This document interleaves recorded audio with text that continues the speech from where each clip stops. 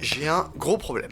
Depuis quelque temps, ma vie sociale est en train d'être détruite par un jeu qui est sorti récemment. Et ce jeu, ça s'appelle Apex Legends. Vous en avez sûrement entendu parler parce que en une semaine, depuis sa sortie, il a eu 25 millions de téléchargements. Première tendance Twitch. Enfin bref, tout le monde se demande si ce jeu va finir par remplacer Fortnite. Pour ceux qui ne connaîtraient pas le principe des Battle Royale, en fait, vous êtes 100 joueurs largués sur une carte et vous devez trouver des armes, vous équiper et tuer tous les autres survivants, et le but c'est de finir le dernier en vie. Le dernier à être en vie a gagné. Jusqu'ici c'est Fortnite qui dominait le marché, la plupart des joueurs étaient sur ce jeu, le plus connu étant Ninja qui est un streamer très connu. Mais Apex Legends est arrivé et là, tout vient de changer en une semaine. Beaucoup de streamers ont fini par déserter Fortnite pour aller sur ce jeu et pour plusieurs raisons.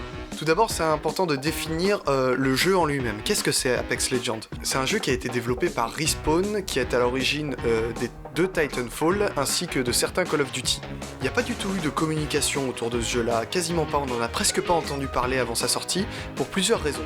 Tout d'abord parce qu'en fait, le Titanfall 2, qui a été développé par Respawn, comme je le disais, n'a pas du tout eu le succès escompté. Ça a été un four pour le studio. Du coup, en fait, la stratégie sur ce jeu-là, ça a été de lancer le jeu et de prouver ce qui valait direct à sa sortie.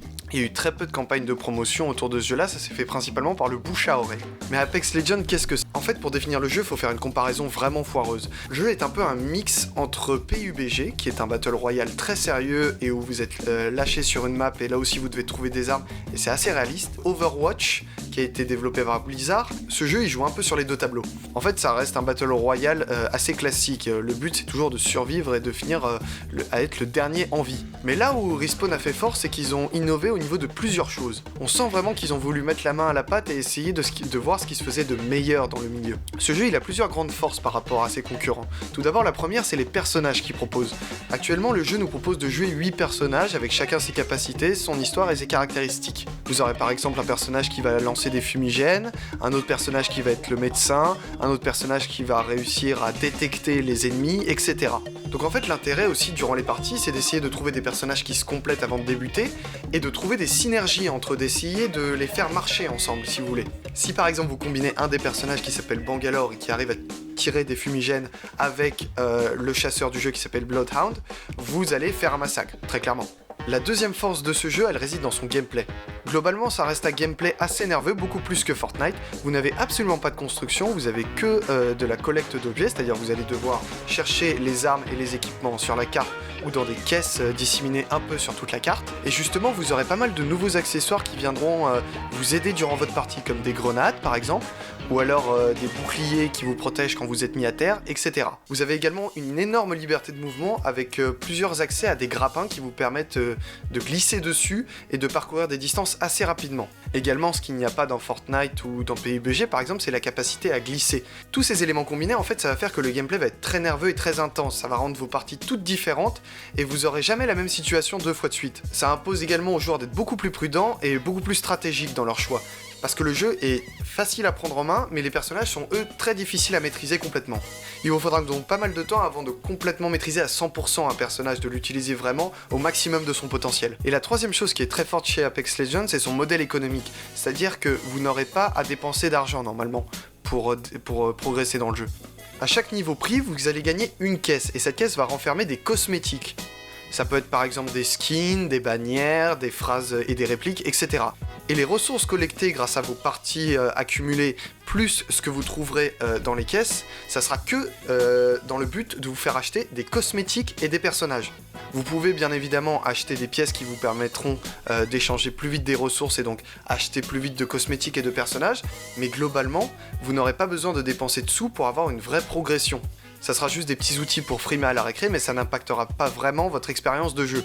Donc ça reste un jeu en soi, comme je le disais, super addictif. Moi je passe un temps fou dessus et on voit vraiment que les développeurs ont voulu prendre ce qui se faisait de meilleur sur les Battle Royale.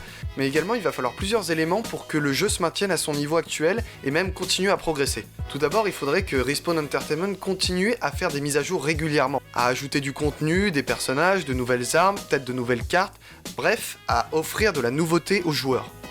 La deuxième chose à faire, ça sera, comme l'a fait Fortnite, qu'il avait très bien compris, c'est d'écouter sa communauté, les retours des joueurs, ce qu'ils en pensent, ce qu'ils en disent, leurs critiques. C'est ça qui permettra au studio de savoir où sont ses points forts et où sont ses points faibles. Le troisième point à améliorer pour le jeu, ça va être ses serveurs. Ça m'est arrivé plusieurs fois que je joue avec un autre ami en escouade avec moi et qu'on se retrouve finalement à 2 dans une partie de 26 joueurs au lieu de 60.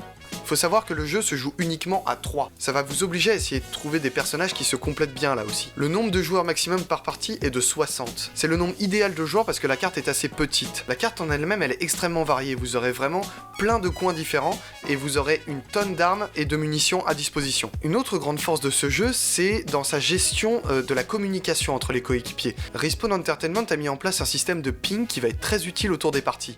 Il est très complet et ça va vous permettre par exemple de signaler un ennemi ou alors d'indiquer une position à vos alliés, de dire quelles ressources sont disponibles, etc.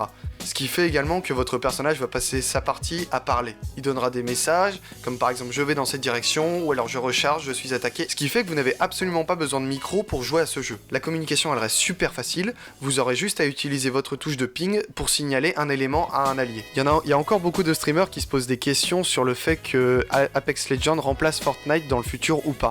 En fait la question pour moi se pose même pas puisque ça reste deux univers complètement différents, ça reste deux publics complètement différents. Fortnite s'adresse à un public beaucoup plus jeune, avec de la construction, des graphismes assez cartoonesques, beaucoup de fun, etc.